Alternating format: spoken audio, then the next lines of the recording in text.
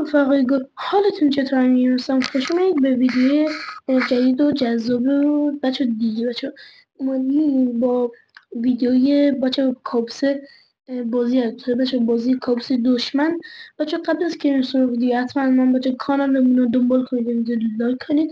آقا بریم سراغ ویدیو. بچه پارت اول بچه البته بچه میریم فصل اول. بچه من فصل 4 بودم و میریم از فصل اول تا 31 قسمت بچه شروع میکنیم و بچه بچه من الان فصل 4 هستم و بچه بریم برای مرحله اول با بچه گروهبان میریم. بچه من گروهبان رو یعنی داشتم. بچه بریم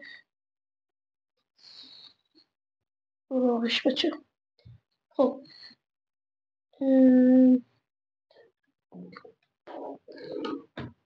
یه روبیک میذارمش اینجا بیاد قبل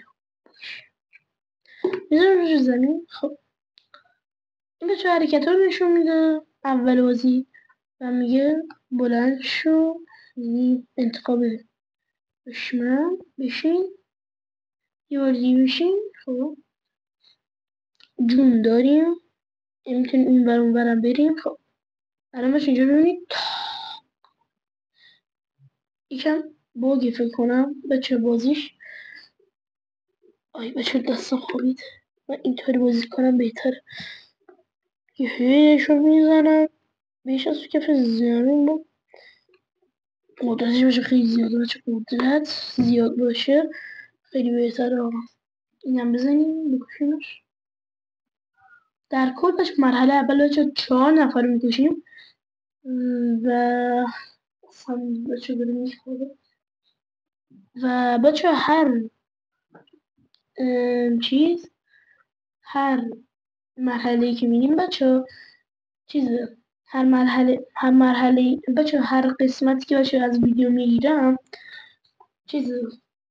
هر ویدیویی از الان مثلا بچه 2 قسمتشو میریم. بچه یه قسمت به نظر من راحت تر بچه اینطوری و بچه فقط یک قسمت به یک قسمت بچه میریم بالا بچه و بچه اینم از مرحله اول و بچه میریم سراغ مرحله دوم فصل اول. بچه مرسی انجا ویدیو. اگر از این ویدیو خوشتون اومد حتما من بچه کانالمون رو دنبال کنید و لایک کنید و لینک روبیکان اینجا حتما من جای این روبیکان رو بشید و بچه یه گروه جدید هم زنیم. حتما من بچه بریم تو گروه و بچه با هم دیگه پیام بدیم و تا ویدیو بعدی فعلا رفقای گل خدا نگهدارتون.